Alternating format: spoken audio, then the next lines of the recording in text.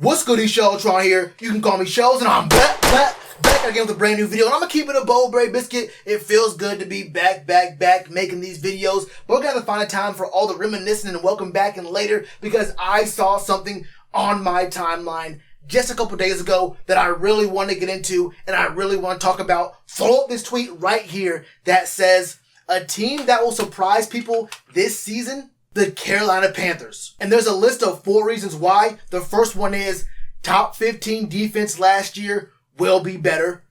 We'll have a defensive player of the year candidate and a defensive rookie of the year candidate. D-line can be dominant and can go 5 deep at skill position. Great OC and play caller. And there's one last thing he says comes down to O-line plus quarterback play and growth. QB plays like a top 5 pick, 10 plus wins. Now, what a lot of people, their eyes might gravitate to the very last thing in that tweet that says 10 plus wins. And I'll be real with you. I think 10 plus wins is doable. Last year, I thought 5, 6, maybe even 7 was about our ceiling, but I can definitely see 10 plus wins if things go right for us. What my eye goes to first and really sticks at it isn't even part of the tweet itself. It is the person who is typing the tweet out, Dan Orlovsky. And if you know anything about Dan Orlovsky, you know he was a quarterback in the NFL for I think like 10, 12 years, and he was not good. Dan Orlovsky was, the dude was horrible. But the one thing that's saving his legacy right now is that he is so much worse as an ESPN analyst, and the things he says are so ridiculous that it makes his NFL career look like Joe Namath, like Joe Montana. He was like an all-pro, a Hall of Famer of an NFL quarterback compared to the takes he makes on ESPN morning after morning after morning. But I'm going to be real with you. When someone's showing my team love on the national broadcast stage, I got to go ahead and say, look, I'm going to have to ignore everything else I think about you, because it ain't very often that we hear anybody with a real platform talk about the Panthers in a positive light. It's been a minute, right? So let's go through this list point by point and see just if we can, figure out whether or not Dan Orlovsky knows what he's talking about. Point number 1, he says a top 15 defense last year will be better. Easy. I think a lot of our guys last year were young, and also the defense was sort of like a bunch of dudes who had singularly good stats, like guys look good by themselves, but the unit as a whole never really meshed. And the biggest thing for me on defense was that in every single game, which a lot of them were close, in every single game, I always saw adjustments from Phil Snow at least by halftime. And that's the biggest thing for me. I like seeing coaches who are willing to adjust their game plan. We had Ron Rivera for a very long time. On offense and defense, we saw our team was unwilling to adjust in the flow of the game. Not just between the first and second quarter, but between the first and second half, when you have time to say, okay, this is what they're doing, let's stop this. We saw this multiple times against the Saints, against the Packers, against a lot of these better teams. We looked much better coming into the second half than we did on defense in the first half, and Phil Snow knows exactly what he's doing. Then you have to also figure out, we have a hell group of guys in the front 7. You got Brian, you got Bravian Roy, you got Derek Brown, you got guys like YGM, who should be getting a lot more shine coming up soon, Hassan Reddick, you feel me? We got guys like Jeremy Chin, who I think won't be playing in the front 7 this year, but still will have an effect on how those guys play. And I think we're going to be seeing some versatility out of him as well. He'll play primarily safety this year because we really don't have anyone else. And I'll talk about someone who might play safety for us in a different video. But I think Jeremy Chin is honestly the only player on the roster right now who can play free safety with any sort of consistency, or someone who wouldn't make me want to just turn the game off. We also have Shaq Thompson, who I think was kind of having to get back into the role of, okay, I don't have Luke, I don't have TD right there beside me, no Thomas Davis. So he's trying to get back into the groove of, he has to be a leader on the team. He has to be a focal point on the team. And that's hard to do when you have to live up to Thomas Davis and Luke Kuechly. one of the best tandems, I think, of all time. And Luke, I think, if he's not the best linebacker of all time, kind of a short career, he's definitely in the top 5. You might be able to go ahead and argue top 3 linebackers in the entirety of the history of the NFL. I gotta have faith that my man, Shaq Thompson, will be able to come back through and have another good season in 2021. There's also guys like Dante Jackson, who I think is gonna have a good year. And I'm willing to bet every single dollar I've ever seen in my life that there is no one ever who has been more critical of Dante in his first 2 years in the league than me. But last year, for the time we saw him on the field, because there were some times when his little toesy woesy was hurting, and he wasn't on the field very consistently. But what I saw from him when he was on the field was consistency, and I saw him making plays. I saw him not getting lost. I saw him being willing to tackle, which is another big thing that our corners have been pretty bad at for several years now. But I think Dante Jackson, in his 4th year, can prove he can actually be a starting caliber cornerback number 2 and look very, very good. And we already know about our corner number 1, J.C. Horn. We already know what he can do. I have no problem. I got 100% faith in what he can do for the team. So I know that our defense this year will be better, and it will be a surprise to some teams and some fans around the league. Now, point number 2, he says they have a Defensive Player of the Year candidate and a Defensive Rookie of the Year candidate. This is wrong. This is wrong. We have 2 Defensive Player of the Year candidates on this team right now. Now, I'm going to go ahead and say, for one player, it's a lot harder than the other. I'm talking about Brian Burns and Jeremy Chinn. I think for Jeremy Chinn, he has a very strong pathway to becoming a Defensive Player of the Year. Very, very, I don't want to call it easy because it's hard to be the DPOY, but he can definitely have the kind of effect on the team and on opposing offenses that gets him that DPOY. He can get the numbers for it. Now, Brian Burns, I got love for Brian, but it's real hard to be the Defensive Player of the Year as a lineman. Now, I know there's been a lot of linemen, these guys in the front 4, who have gotten DPOY in the past few years. Well, not really a lot, because it's been 2 of the dudes. In the past 10 years, 2 dudes have won it 5 times, and they put up numbers that are actually just ridiculous. And when I say ridiculous, I don't mean just good. I don't mean just great. I'm talking about cartoonish numbers. You have guys like Aaron Donald, who wasn't even considered one of the best defensive tackles in the league. He was considered the best player in the league. You have to understand how hard it is to be a defensive player and considered the best player in the league over these quarterbacks. We saw last year 45 combined tackles, 13 and a half sacks. 2 years ago, when he won it then in 2018, he had 60 combined tackles, 20 and a half sacks, which means that 1 in every 3 times Aaron Donald brought down a player, it was probably your quarterback who was looking to pass the ball. 59 combined tackles, 20 and a half sacks. That is cartoonish. And then you got guys like J.J. Watt, who had 2 separate years of 20 and a half sacks. And what was it? 2012 and then again in 2014. These guys are putting up numbers that you have to play on rookie mode in Madden to really even comprehend. 20 sacks in one season is extremely hard to do. Then there's guys like Luke in his 2nd year who won, guys like Michael Strahan years and years past. But Aaron Donald and J.J. Watt have combined for 6 of the past 10 Defensive Players of the Year. So I think for Brian, the pathway to getting that kind of award is just way, way harder. The bar is way up here. I'm not saying it's impossible. I think he can do it. But it's going to be way harder for a guy like Brian to get it than a guy like Jeremy Chinn, who might have more opportunities to get tackles, more opportunities to get interceptions and touchdowns because of interceptions, scoop and score. He has more momentum going toward the ball, going toward the end zone. So there's more opportunity for Jeremy Chinn, but I would not count out Brian Burns. And when it comes to Defensive Rookie of the Year, y'all know how I feel about that award. That really comes down to how the NFL feels about narrative, how they feel about storylines. We had a guy just last year who was the Defensive Rookie of the Year, but he did not get drafted high enough. His story was not big enough. So they went ahead and gave that award to a guy who plays for a team that does not have a name currently. A team that the NFL just fined, what was it, $10 million, which is nothing, by the way. No one got suspended. I'm getting off track here. That's not about football anymore.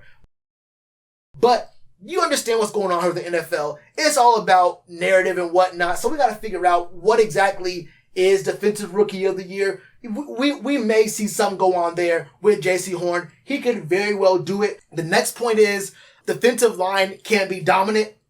I named them earlier. But when you got guys like Brian Burns, who could be a DPOY, you have guys like Derek Brown, who his numbers didn't really show up, but his, second level stats, the analytics show that this man was a monster. This man was a problem on the front for the team. We got Bravion Roy as well. We got Davion Nixon. We have some other dudes on the team right now who can really put in work. We have YGM, Hassan Reddick, who I think is going to play more of the linebacker role for us. I think the way we use Hassan Reddick will be very, very different than the way that the Cardinals used him in the earlier part of his career. But we have a D-line that is monstrous and goes pretty deep too. We have players who can back up. And, they can spell for our starters, and you don't lose a ton. Our first round of rotation guys isn't like going from a starter level to a practice squad kind of guy. We have players who can definitely have an impact on the field. So I think we can have some really big things work out for us on the D-line. I have no problem at all with our starters, and even our second unit of dudes on the D-line can go 5 deep in the skill position. Look. It feels real good to hear those words because y'all know for a long, long time. And when I say a long, long time, I really mean a long, long time. And when I say a long, long time, I mean a long, long time. Where our options was, where's Greg Olsen? And our second option was, Kelvin. Hey, Kelvin, run this route. No, run the route. Sprint! No. Do you have a second gear? A second faster than that? No? Alright, well, Greg's covered, so we're gonna throw it to you. We're gonna throw it to you. It's a Bowberry biscuit. Please get it. Please catch this ball. And that's what our options were for a very long time. Last year, we found ourselves with even more options. This year, we have a ton of options. Yes, Curtis Samuel's gone. We never even used Curtis Samuel to the best of his abilities anyway. I think we used him wrong for way too long. I don't even think that we used him very well last year. I think Curtis Samuel could have been used better last year. Also thought Curtis Samuel should have been traded for the deadline. Everyone said I was wrong about that. Turns out it is what it is. But we definitely have a lot of good pieces in our receiver core right now. And when I say a lot of good pieces, I don't mean just good pieces. I mean great pieces. When you have guys like DJ Moore, you got guys like David Moore, you got guys like Robbie Anderson, you got guys like Terrace Marshall, who is hurt right now and has been hurt, but I think once he gets into the swing of things, we can do a lot more with him. There's other guys like, Omar Bayless. I know you'll hate me talking about Omar Bayless a lot, but look, Omar Bayless is still an option. You got Brandon Zylstra. There's other guys on the team. You got Shi Smith, who might make the team. There's a bunch of guys on this roster who can have an impact on the passing game. And that's before you even get to Christian McCaffrey, who it would be a absolute criminal act if Christian McCaffrey is not part of, I think, the top 3 on the team as far as contributions in the passing game. And I know that might sound crazy when I just said we finally have options as far as receivers go, but let's be real. We just paid C-Mac. We didn't get we got 3 games. Not even that, 2.5 games. Maybe even less than that. Honestly, we talk about snaps and whatnot. We didn't get very much out of C-Mac last year, and he offers way too much in the passing game or in the pass catching game to not use him heavily. Think about this. You go 4 wide, right? There's 4 wide receivers. Corner, safety. Let's say they're a nickel. Corner, one of the safeties. Are you going to put your, 5th best coverage player on C-Mac? Probably not. Which means that one of these dudes is going to be wide open. Someone's going to have to beat their man. Someone can beat their man. Or at least beat the zone with C-Mac going out on a route. So, even if he's not the one catching the ball, him being out on the route, him being on the field in general, puts everybody on defense on notice. They have to respect him, and that puts a lot more pressure on the other players in the secondary. C-Mac needs to be a part of the pass-catching game, which is going to open it up for so many other players. So when Dan Orlovsky says that we can go 5 deep, we go 5 deep before we even get to Christian McCaffrey. That's the crazy part. And he's the best running back in the league right now. That's the even crazier part. Great OC and play caller. This to me is the most important point of all of them, outside of the very last one that he double spaced away. Great OC and play caller. I believe in Joe Brady. A lot of people didn't believe in Joe Brady last year, but the same people who didn't believe in Joe Brady were the same people who said that Teddy Bridgewater wasn't a great quarterback, wasn't even a good quarterback, wasn't even a decent quarterback. So it's kind of hard to really tell, what's the issue. We also had, play clock issues, timing issues, decision-making issues. I'm not quite so sure if timing is on Joe Brady. I'm not quite so sure that decision-making is on Joe Brady. But what I can tell you is that after this past year, Joe Brady was interviewing for a bunch of head coaching positions. He's still here, right? Which means he did not accept or get offered a job that he wanted. Which means that he's probably not done. It's not going to be a one and done. Oh, my first year in the league, I didn't get an offer to be a head coach, so I'm just going to stay in Carolina my whole life. Joe Brady wants to be a head coach in the National Football League. And the best way to really get your resume looking right is to say, I am the person who fixed Sam Darnold. If Joe Brady can make this offense click, if Joe Brady can make this offense successful, all he has to do is send an email saying, look at Sam Darnold. Pull up the stats, send a single link to the Pro Football Reference page of Sam Darnold and say, you're either going to hire me or you're not. Simple as that. And that's the biggest motivator. Look, if he's not going to be here for a long time, I'm never going to force someone to stay in a situation they don't want to stay in. But I got to say right now, Joe Brady has a ton of motivation. There's a lot at stake for him for this offense to be good. Whether it's because he wants the Panthers to be good from this moment for the next 10, 20 years, or because he wants to move on and get a head coaching job, he is very, very locked in on making this team great. And I'm all for that. I say, look, bro, I don't care what your motivation is. Just make this offense click. Make Sam Darnold work. I think that Joe Brady, I think with a quarterback who's actually willing to throw more than 2 yards up the field, hell, I gotta see what it looks like. I just gotta see what Joe Brady can do with a guy not named Teddy Bridgewater. Simple as that. That's how I feel about it. So I have nothing but faith in Joe Brady in this year coming up. And then the O-line, I'm gonna be real with y'all right now, man. I'm gonna be so real with y'all right now. I know what I said before the draft. I know what I said during the draft. I know what I said after the draft. And I know what a lot of y'all said too. A lot of y'all said the left tackle position was not important. A lot of y'all said it's okay to go into the 3rd round and pick up a guy who may or may not be left tackle. A lot of y'all said, but PFF ranked him first all time in all these different categories, but he fell to the 3rd round because the NFL has no clue who he is. He's going to be a good left tackle. And then we get to camp, and then we hear from the coaching staff that they don't see a certain player as a left tackle. They see him as a right tackle or a guard, meaning that we have some issues at left tackle still that we have not fixed in several years since Jordan Gross. But I'm going to be positive.